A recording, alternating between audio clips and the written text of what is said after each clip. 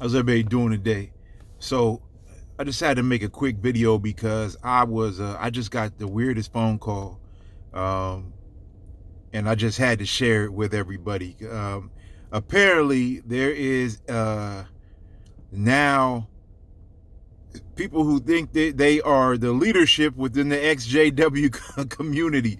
So I got a message with someone asking for my phone number, said that they wanted to talk to me, about one of my videos or something. I said, sure, here's my phone number, give me a call. So they called me, and it was I don't know, the XJW Police, I don't know.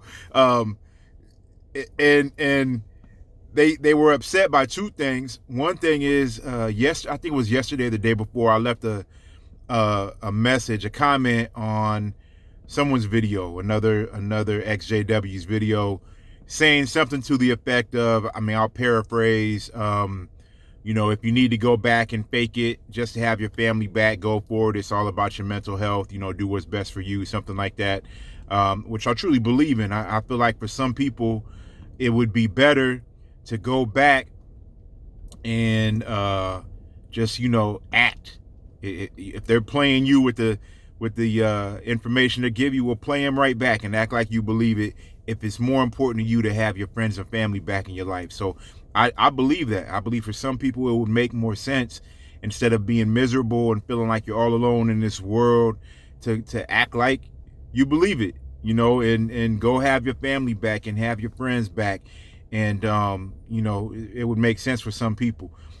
It's not really my thing I would do, but I have a whole bunch of friends, even friends that there's like 30 of us that grew up in the couple congregations I'd been in, who are still friends to this day, and no one really is a witness anymore. So, but for some people, that's not the case. So I really believe that that's true. That if that's that hard on you, if you're left all alone, and if simply going back and smiling and putting on a fake smile every Tuesday or Thursday and Sunday, whatever days you go to the meetings, would get you back to a good mental place, then I believe you should do it. But I left a comment similar to that on someone's video, and this person who called me, I asked them their name several times. They wouldn't even tell me the name, and they called from like a block number, so it was like some real random super spy type stuff. I don't know. But they said that they felt like that comment it's troublesome. It was their words, and they feel like it doesn't give the correct support to members of the XJW community, and that it could harm some and confuse some, a whole bunch of nonsense. And it boils down to, I don't care. You know what I mean? I don't care. I'm not making videos to push forward any sort of agenda. I'm sharing my views, my opinion, in the way I see things. The way I see things may not be the way anyone else sees things, but it's the way I see things. And I believe that the doctrine of the Jehovah's Witnesses is completely false, but also believe other religions have equally false doctrine. I believe the Jehovah's Witnesses have more of a cult mentality, though, because they because of the disfellowshipping, the shunning, and the fact that they tell you can't go listen to these videos or go look up this information, when the Bible itself says that you should go study and find out for yourself whether things are true. So I feel like they definitely have a cult mentality, but many religions have a cult mentality. Many people deal with things that they don't really believe in. You got to pick your battles, right? And there's married couples who have very different opinions, and I know a married couple that one of them is a smoker, a chain smoker, smokes all the time. His wife can't stand cigarettes, but they're very in love. They've been together. It's been this way for a long time. She wishes he would stop, but she's not going to wake up every morning and fight with him about it. I get where she's coming from. I personally can't stand being around cigarette smoke, so I get where she's coming from, but she's decided she loves her husband enough that it's not worth that daily fight every day. And what is she going to do? Is she going to leave him because he won't stop smoking? Well, she's decided she's not going to do that either. So she lets that go.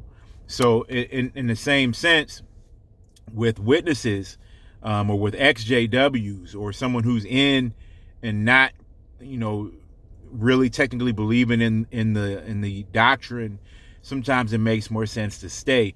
I was watching a video. I think it was JT. I watch a lot of JT videos. I really look up to him. I feel like the work that he and his wife are doing really helps empower people. And I was watching a video of his, and I think it was one of his videos, but I think he said that when he was about to leave, another elder, he was telling them about it and said, it's not talking with him about the doctrine and his problems with the doctrine and the fact that it wasn't true. And the brother told him, I'd rather be wrong with the organization than right with you. I think that's what he said. It was similar to that. I'm sorry, JT, if I got it wrong. But that is a mentality that a lot of people have, whether they voice it or not. It's a mentality that a lot of people have that are in the organization, because really at its core, it's just a social organization, and it's set up to be socially exclusive, where you have to be part of our, you have to have a membership, right? Like you can't just go walking into the YMCA without a membership. You got to have a membership to enjoy these social benefits. So for some people, you got to pick your battles.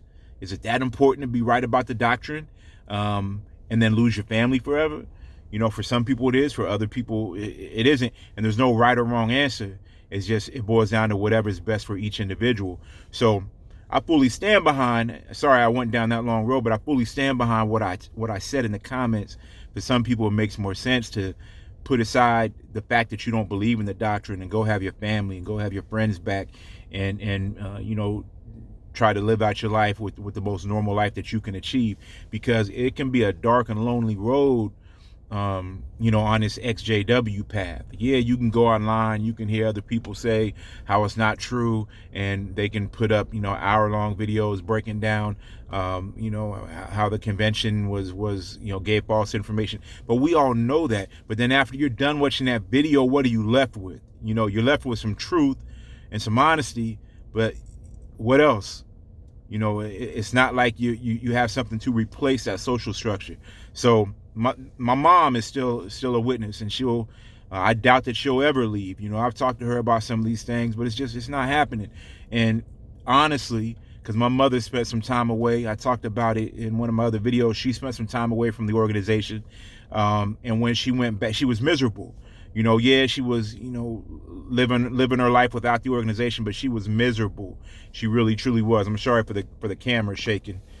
High winds today. She's rocking my car. But she was miserable for that time. And when she went back, she just had so much joy.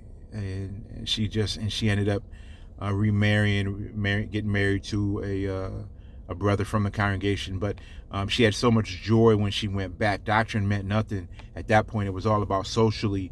She had been without her friends and her in her word, spiritual family, for I think it was 5 years.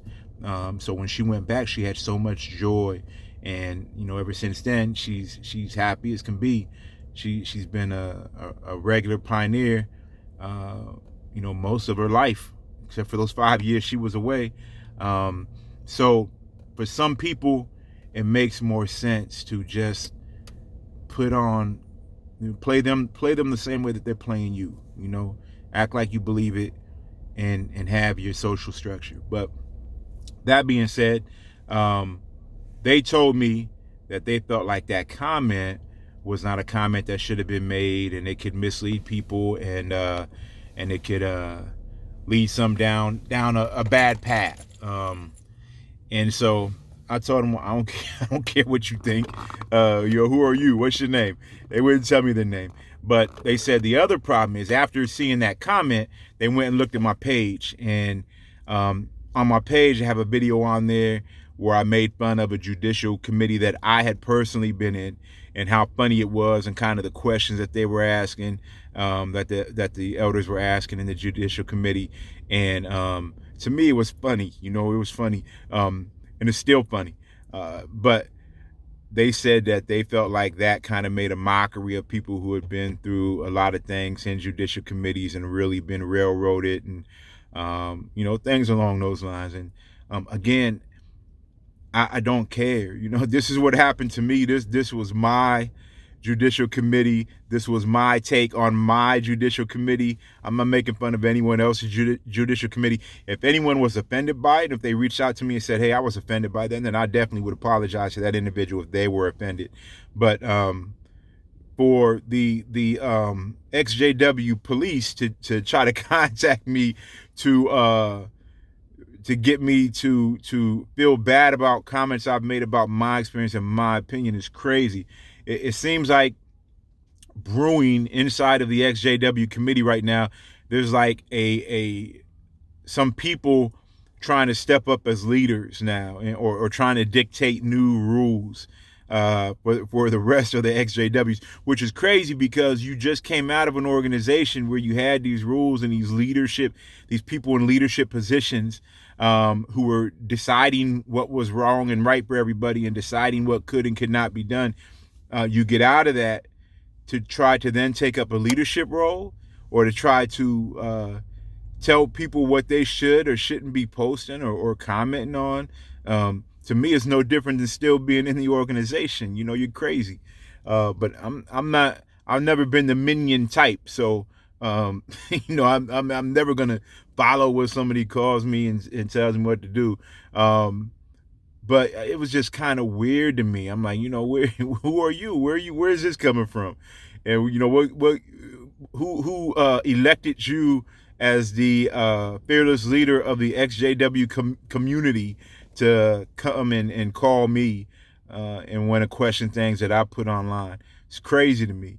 But I don't know. I just felt like I felt strong enough about this that I wanted to make a quick video about it and share it with people. I don't know if anyone else has dealt with this. But it just kind of struck me as real weird, especially when I said, well, what's your name? Who are you? Give me your phone number.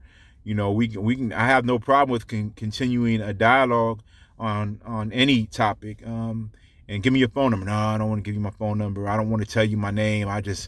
I'm a person that just felt like I should share my opinion with you and bring it to your, make you aware that you could be harming some individuals in the community. It's crazy. I really feel like some people who are ex-JWs feel like they want to be in charge now. Maybe some of them felt mad because of what happened in Bethel or whatever, or maybe they were disfellowshipped or something, or maybe they just decided they didn't believe that doctrine, but they believe other doctrine where now they need to be the religious leader. I don't know, but I don't need a leader. I promise you, I don't need a leader. So you can go lead someone else with that nonsense. But I just wanted to share that real quick. Sorry, it's a little bit scattered.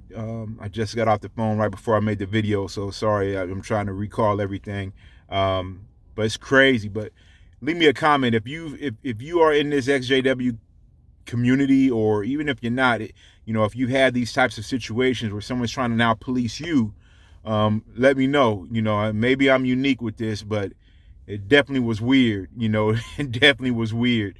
But I really wish they'd left me a name and number, or at least let me know who they were online so I could go and get at least some opinions on their page. I would love to give them some opinions of my own beyond the opinions I already gave them, which it ended up with me cussing them out, but it is what it is. I just wanted to share real quick. Leave your comment. Y'all have a good day.